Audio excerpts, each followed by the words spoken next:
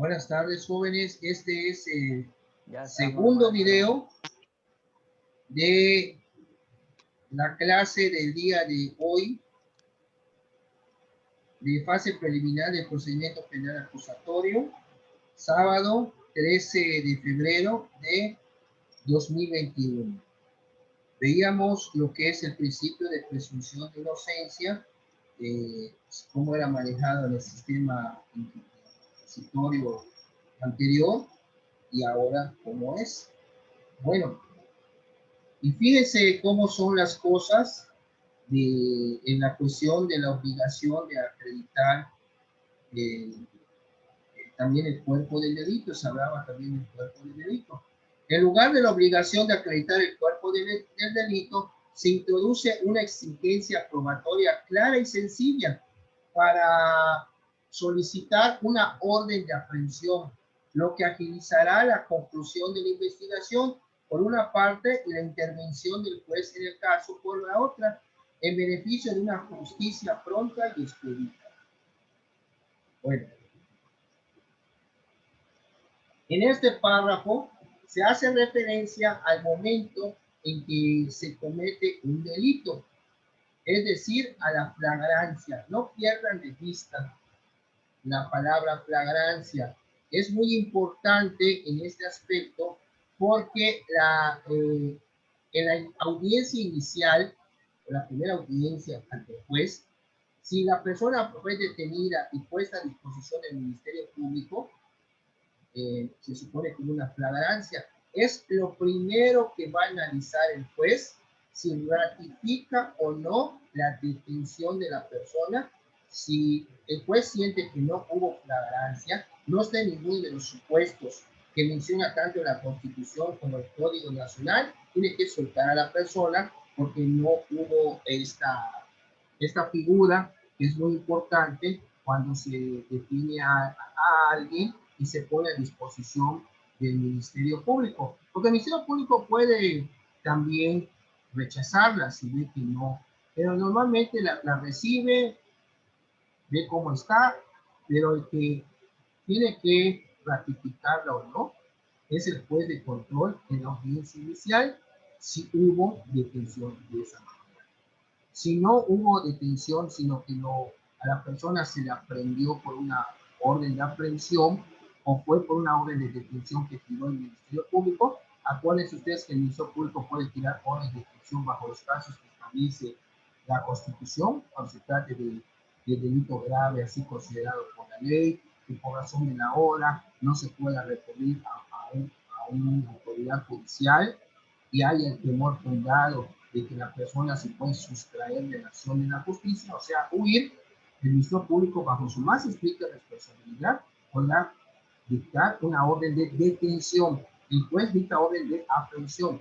Son dos cosas distintas por en cuanto a la semántica de la palabra. Pero bueno, el concepto flagrancia adoptado es reconocido internacionalmente como el más adecuado para proteger los derechos humanos. La definición de delincuencia organizada en este párrafo y el arraigo posible del párrafo anterior para quienes se encuentren en ese caso responden al enorme peligro que ese tipo de delincuencia representa para la sociedad y para el mismo Estado. Algunos comentaristas y juristas han expresado que un régimen especial de medidas y excepciones a garantías para enfrentar a esa amenaza significan un riesgo demasiado grande de abusos en contra de delincuentes comunes e incluso contra luchadores sociales, o sea, cuando le da la vuelta a esto. Sin embargo, no solo en México, sino en países democráticos con sistemas de justicia sólidos y eficaces, se ha adoptado ese régimen especial.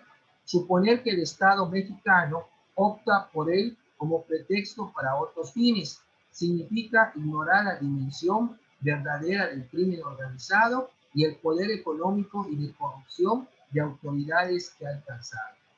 Al aprobarse la reforma, el Poder Legislativo dejó en claro que no podrá ser utilizada para reprimir luchas y organizaciones sociales legales y justas.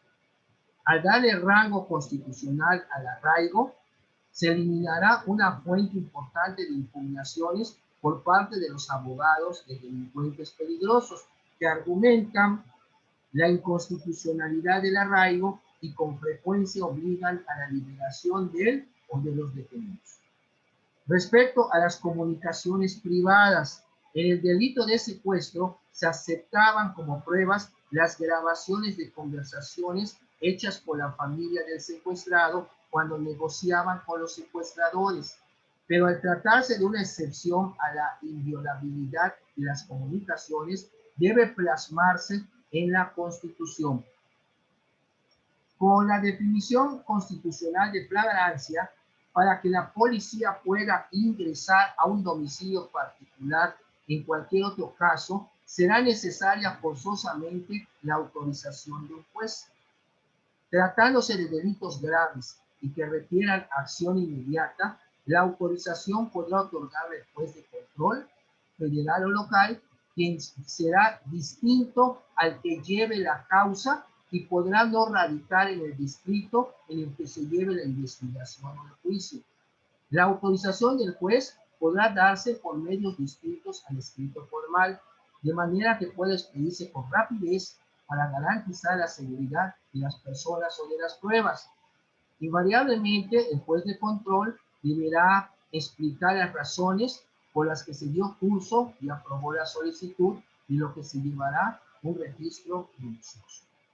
Otra atribución de los jueces de control será resolver impugnaciones sobre resoluciones del Ministerio Público y podría ser quien realice las audiencias preliminares al juicio, salvo que se creara un juez preliminar o de preparación, pero no es aquí el caso. Bueno, ahí van a ver los artículos que se reformaron y cómo quedaron al respecto. Y en cada uno hay un comentario al final respecto de esa reforma, donde les comparan a ustedes el sistema anterior con el sistema actual. Y van a ver ustedes la diferencia en esa reforma. Bueno. ¿Hay alguna pregunta hasta acá? Carlos, Roberto, Martita, Lázaro, David, ¿alguna pregunta hasta aquí de lo que estamos viendo?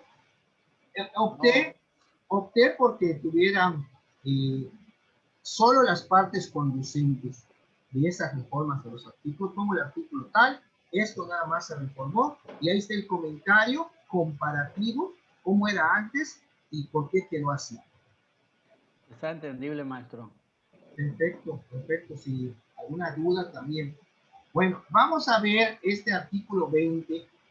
El artículo 20 constitucional, donde están las garantías a consecuencia del imputado, después están las de la víctima, y ahora hay otro apartado que son los principios generales. En los 90 había nada más las garantías del probable responsable, del imputado, del indiciado. Ya después se le agregó un párrafo donde ahí también iban a estar las garantías de la víctima, que eran muy poquitas. Pero ahora, con la reforma que hubo, se le agregó un párrafo, un apartado. Y ya ahí se estableció cómo iba a quedar. El apartado A, que es la introducción al 20, nos habla de los principios generales. Vamos a ver los principios generales que nos señala aquí en la Constitución, independientemente que los vamos a ver otra vez más adelante, pero ya detalladamente. Pero la idea es que empiecen a conceptualizar todo esto.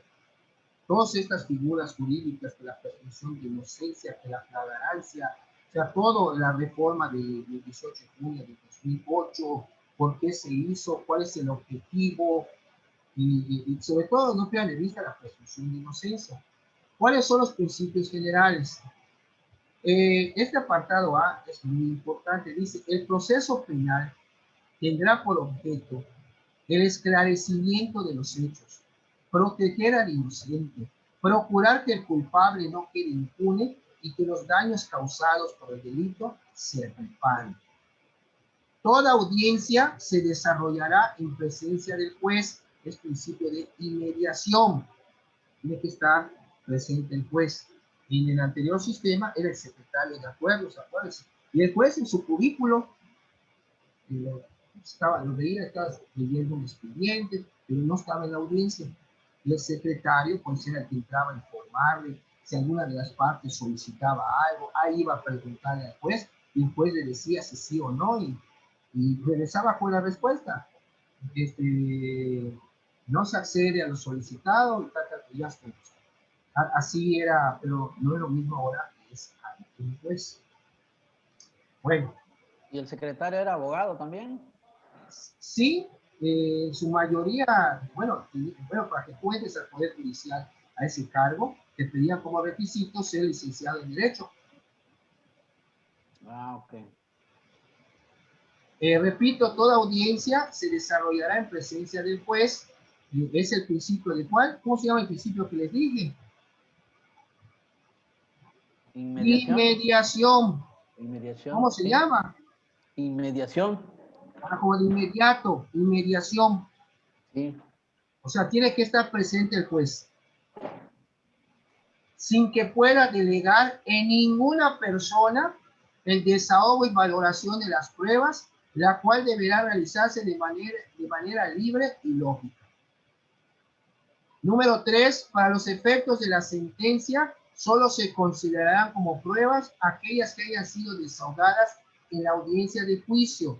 La ley establecerá las excepciones y los requisitos para admitir en juicio lo que se llama la prueba anticipada, que por su naturaleza requiere desahogo previo. O sea, si una persona sabe algo y le dan un mes de vida, pero en un mes no vamos a llegar a juicio, ni a la etapa intermedia para poder ofrecer, pues le pides al Ministerio Público de Investigación que vaya, la ofreces como una prueba anticipada para que vaya a recabar su declaración, si no se puede trasladar, y ya la tiene la prueba anticipada que puede ser vuelta a ofrecer al momento de la etapa intermedia, cuando es el filtro del juicio oral esa etapa, y ahí donde tanto el Ministerio Público como diputado y su defensor van a ofrecer medios de prueba, y pues bueno, la prueba anticipada que se ofreció en tal fecha, también a ver todo, quiero que se haga en virtud de esto y esto, o sea, la persona ya hasta incluso falleció, o si va a ser un viaje ya no va a volver esa persona, hay que recabar. Eso se llama, es una excepción a la regla probatoria, la prueba anticipada. O sea, recabarla antes de, eso se llama anticipada, antes de. Bueno, el número 4, el juicio se celebrará ante un juez que no haya conocido del caso previamente. La presentación de los argumentos y los elementos probatorios se desarrollará de manera pública, contradictoria y oral. ¿Por qué? Ustedes escuchan la palabra contradictorio, es algo que se contrapone. Uno dice una cosa y tú dices otra, pues es contradictorio. Pero el principio de contradicción, jóvenes, es si yo ofrezco una prueba, la contraparte la puede contradecir. ¿Qué quiere decir? Si yo presenté un testigo, lo puede contrainterrogar. Tú ofreces el Ministerio Público ofrece un testigo, bueno, yo también lo puedo interrogar por el principio de contradicción y voy a ir, o sea, solicito al juez y adelante.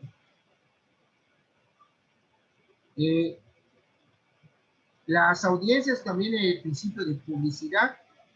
Ustedes entran en una sala y ven que hay un barandal donde únicamente pasan a las mesas, las partes. Los demás es público que tiene que guardar silencio, no usar celular ni nada, y porque hay reglas de disciplina en las salas, si no te pueden sacar y puedes ver y todo. Ese es el principio de publicidad, que sean públicas las audiencias, al menos que hubiera alguna situación que ameritara que no fuera así. Pero bueno, eso se tendría que ver, sobre todo en casos muy, de una violación, cosas así que, bueno, pueden tener, digo, hasta consecuencias de que se esté filtrando la información. La carga de la prueba para demostrar la culpabilidad, ¿a quién corresponde, jóvenes? ¿Mm? La carga de la prueba para demostrar la culpabilidad a quien corresponde. Al Ministerio Público, ¿no? ¿Sí? O a la parte acusadora. Sí, porque Puede tiene ser que el comprobar. denunciante o el querellante. Acuérdense que El que acusa tiene que comprobar. está El obligado a asesor probar. jurídico. ¿Cómo? El asesor jurídico o el Ministerio Público. No. Es el acusador. En este caso, si una persona físico-moral es la acusadora, tiene que probar, lógicamente, que el órgano público de la acusación es el Ministerio Público. Pero entonces, ¿quién tiene la carga de la prueba si lo vemos de ese lado? Pues los que acusan, ellos me tienen que probar, pero ojo, hay que estar pendiente qué tipo de prueba, no vayan a meternos por ahí un gol, en el sentido de que presenten alguna prueba que les estén dando cierto matiz como que es lícita y haya sido fabricada. Eso hay que estar pendiente, quiénes son esas personas, y si van a rendir testimonial. O sea, todo eso hay que estar pendiente en materia penal. Bueno, otro punto, ningún juzgador podrá tratar asuntos que estén sujetos a proceso con cualquiera de las partes sin que esté presente la otra, respetando en todo momento el principio de contradicción, salvo las excepciones que establece esta Constitución.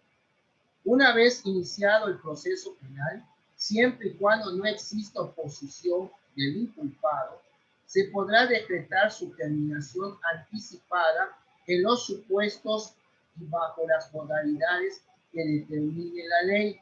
Si el imputado reconoce ante la autoridad judicial voluntariamente y además con conocimiento de las consecuencias, su participación en el delito y existen medios de convicción suficientes para corroborar la imputación, el juez citará audiencia de sentencia. Eso es como le pasó a Duarte, que es el gobernador de Veracruz, el procedimiento abreviado. Pero en el procedimiento abreviado, uno de los requisitos es que aceptes voluntariamente, sepas cuáles son los alcances del procedimiento abreviado, que hayan elementos que efectivamente demuestren que sí es cierto lo que tú estás aceptando y, lógicamente, que el imputado acepte someterse, vamos a decirlo, a un procedimiento abreviado. Eso lo vamos también a ver en el transcurso de las clases cuando veamos las formas de terminación anticipada del proceso. Bueno, el juez solo condenará cuando exista convicción de la culpabilidad del procesado. En caso de duda, debe de absolver. Por eso ven ustedes que si no han visto algún juicio que pasa en YouTube, o sea, que está en YouTube o en la tele, cuando inicia el juicio oral, van a iniciar el Ministerio Público con lo que se llama la defensa alegato de apertura. Van a alegar, el Ministerio Público va a demostrar que el señor tal, el día tal, estando bajo los efectos del alcohol, compró una pistola a fulanito de tal, le compró balas porque tenía la firme intención de ir y matar a su esposa, cosa que hizo, llegó a su casa, porque él siempre era una persona muy celosa, muy violenta, y él lo que ha declarado es porque ella lo engañaba.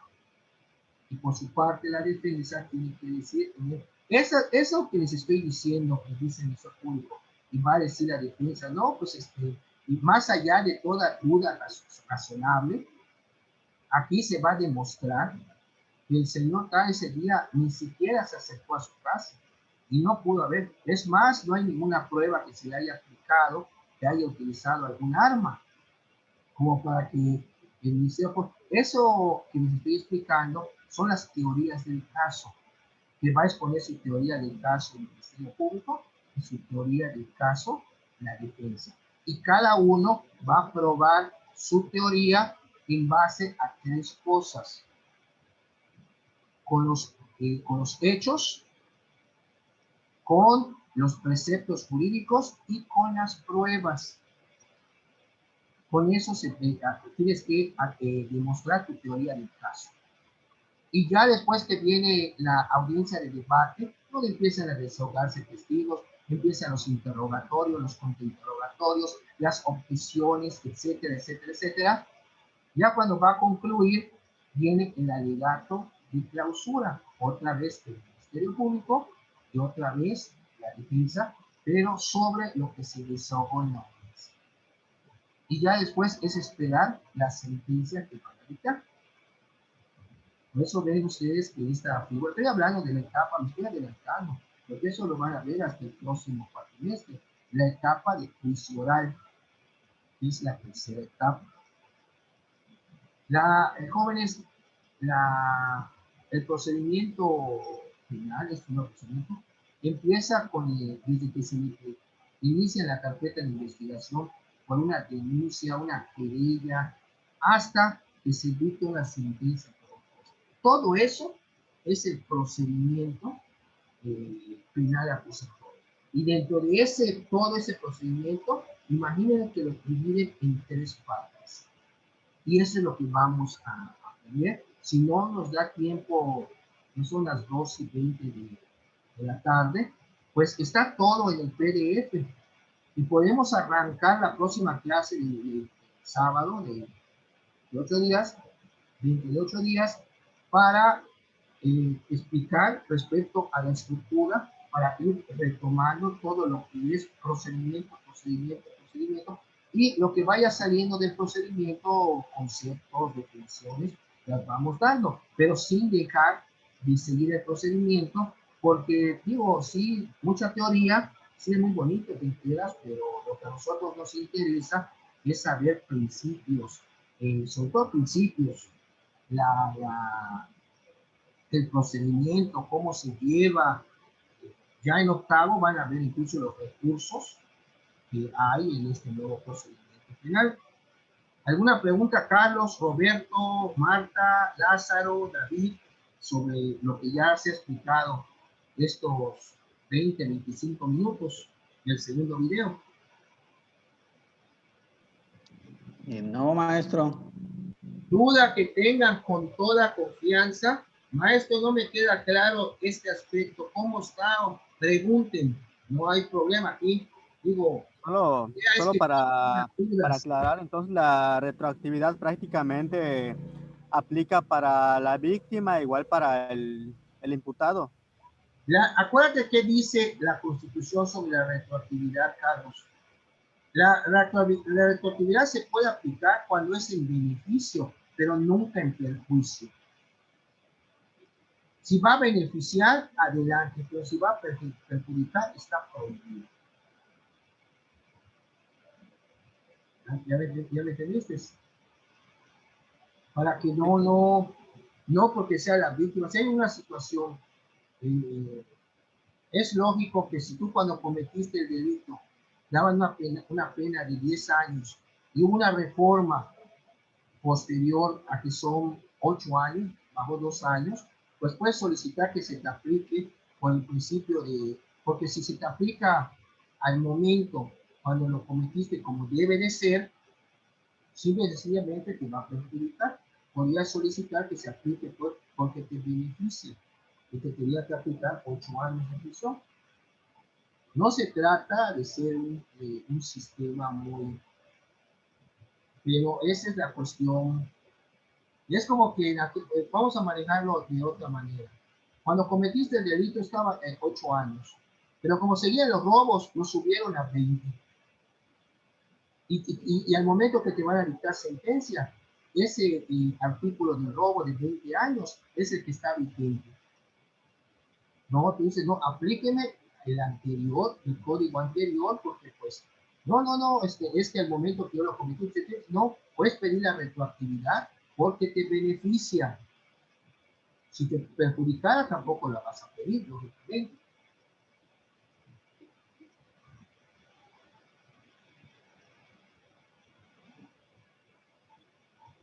Bueno, continuando con nuestro tema. Cualquier prueba obtenida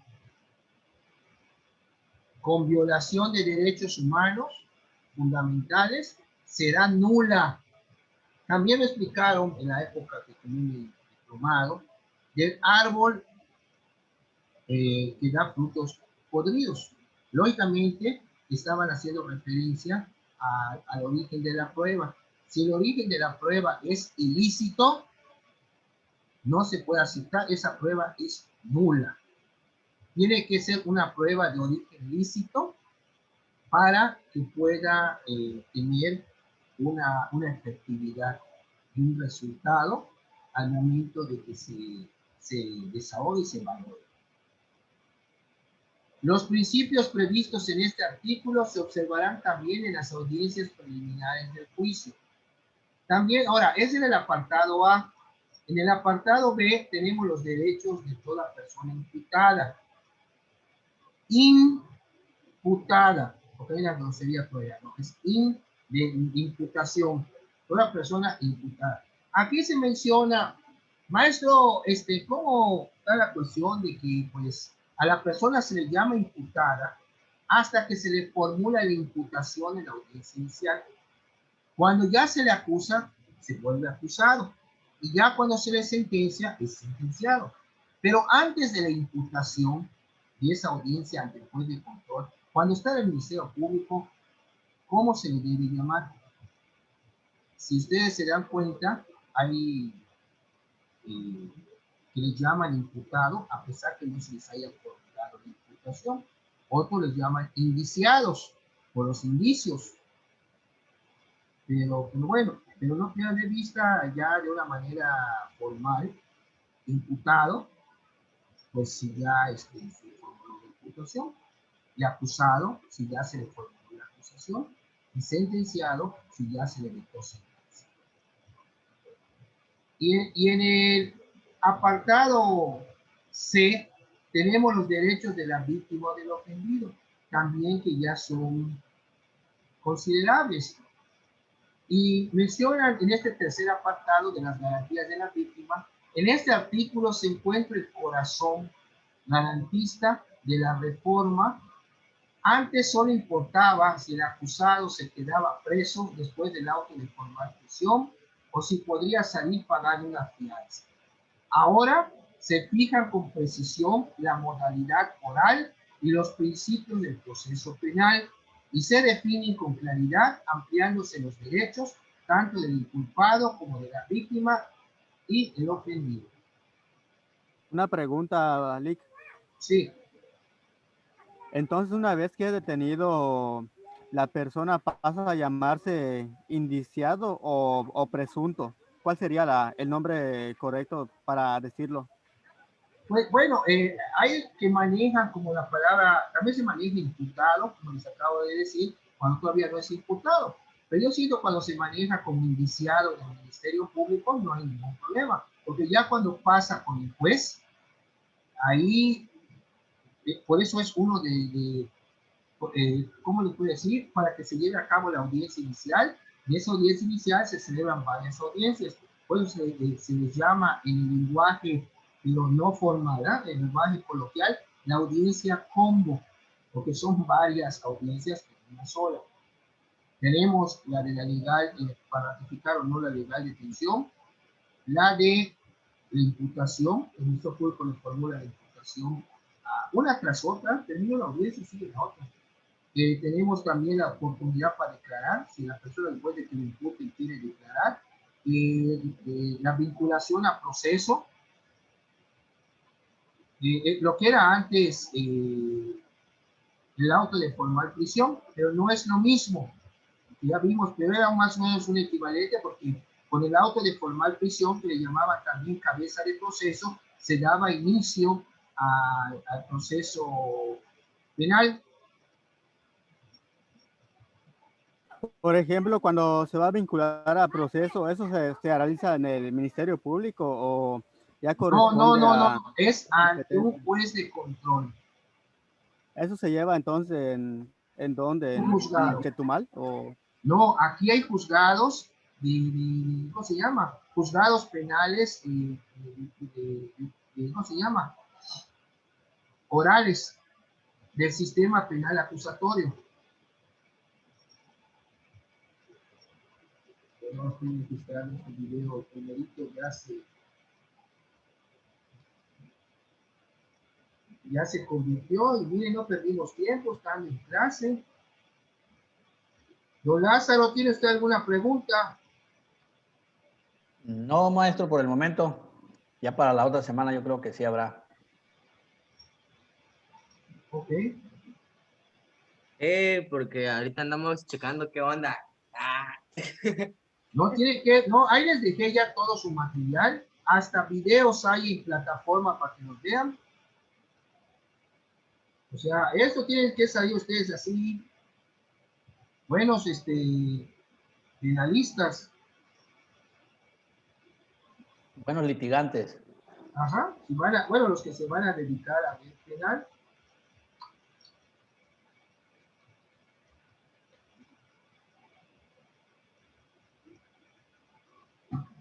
Bueno. ¿Sí me ven, verdad? Bueno.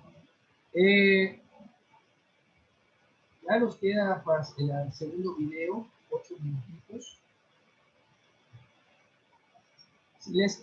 Fíjense, en ese PDF que les subí esta semana, es un ABC de prácticamente de lo que es la primera parte de los juicios orales del procedimiento penal acusatorio. O sea, de dónde vino constitucionalmente, qué fueron los cambios, los artículos que están, las partes conducentes impresas, los comentarios que hacen la diferencia. Ahí está, esto lo modificaron porque antes estaba así. Si ustedes analizan el artículo, cómo quedó con su comentario, les va quedando la idea cómo era antes y cómo era después, sobre todo si lo continúa con el comentario que hay al final de cada artículo que tengo ahí plasmado. Y los principios también no los pueden perder de vista, son muy elementales en lo que se refiere a esta materia. Sí, está un poco extenso lo que es la introducción. Yo no podía entrar. Vamos a ver carpetas de investigación de lo que dice. Nos vamos a decir, el Ministerio Público hace esto y esto y esto, y bueno, y todo lo que deben de saber del procedimiento penal acusatorio no puede quedar al aire. Tiene que haber una introducción para que ustedes puedan saber de dónde vino este cambio radical, si lo vemos, del sistema de justicia penal acusatorio. Porque era necesario, ya les puse hasta las causas, por qué tuvo que reformarse la Constitución en materia penal. Bueno, ya al final de los artículos, donde viene cada uno explicado, saca su comentario, vamos a ver los principios, ya les dije algunos, pero vamos a retomarlos, porque hay unos que mencionan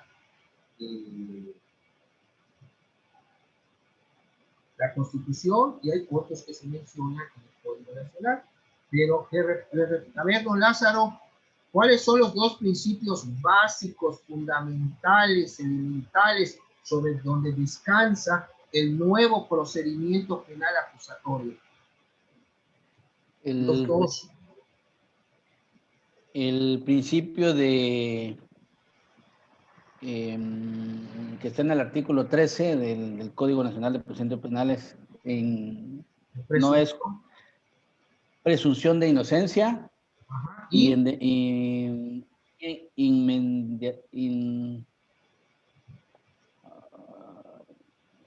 otro.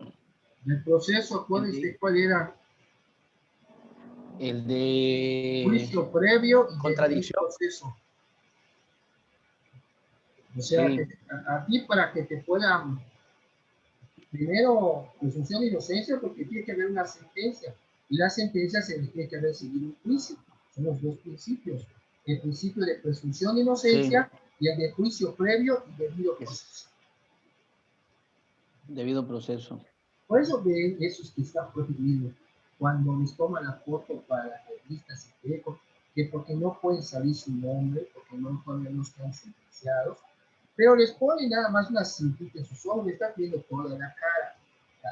Aún así, pues, y después imagínense, salen absueltos y ya los exhibieron en los periódicos, en las redes sociales. Eso es, digo, es terrible, ¿no? Bueno, el primer principio de publicidad que comporta la posibilidad de que los actos procesales sean presenciados o conocidos incluso por quienes no participan en el proceso como partes, funcionarios auxiliares, o sea, los que están de público. Eso es publicidad. Por eso, hay imágenes también en plataforma donde está una sala de juicio y van a ver que adelante frente al juez están las partes y pasando el barandal, la puertita de entra y sale del barandal, la división, hay sillas donde está sentado el público. Entonces, eso es un principio de publicidad. Para que no se les olvide, relacionen siempre publicidad con público. Es la gente que va, es un principio de que los actos procesales son incluso pueden estar presenciados por personas que no tienen nada que ver en ese asunto. Nada más están, como dicen, de público, de que van a ver cómo está, pero no pueden intervenir ni hablar, porque el riesgo que los saquen de la audiencia. Bueno, otro principio es el de contradicción, que también ya les expliqué, y debe entenderse como principio de contradicción el correspondiente al derecho que tienen las partes de que la práctica de las pruebas se lleve a su presencia. El principio de contradicción exige que las actuaciones procesales se realicen, ante la presencia de uno y otro. Si el Ministerio Público las ofrece, quiere estar la otra parte, y si la otra parte también el Ministerio Público, por el principio de contradicción. O sea, yo quiero contradecir la prueba de mi contraparte. O sea, un testigo lo puedo contrainterrogar. Y hay el principio también que se llama, otro principio que empieza con C, con concentración. Exige que las actuaciones procesales se realicen lo más próximas entre sí, a ser posible en un solo acto, y que la sentencia se dicte en el plazo más breve posible. Es un principio inherente al principio de oralidad. Por eso, el hablar, en vez de estar escribe y escribe, pues las partes argumentan, dialogan, se pelean, pero oralmente están hablando, y eso en presencia de un juez. El principio de continuidad, estamos hablando de otro. Si ven ustedes, hay tres contradicción, concentración, continuidad. Como hace la gallina. Contradicción, concentración y continuidad. ¿Qué dice la palabra continuidad? Es algo de ser continuo. Se refiere a que la audiencia deberá llevarse a cabo en un solo día y en caso de que esto no sea viable o posible, se podrá concluir los diversos actos procesales pendientes en el día siguiente o subsiguiente hábil o el más próximo posible, porque es una garantía de que no se puede estar alargando lo que es este procedimiento.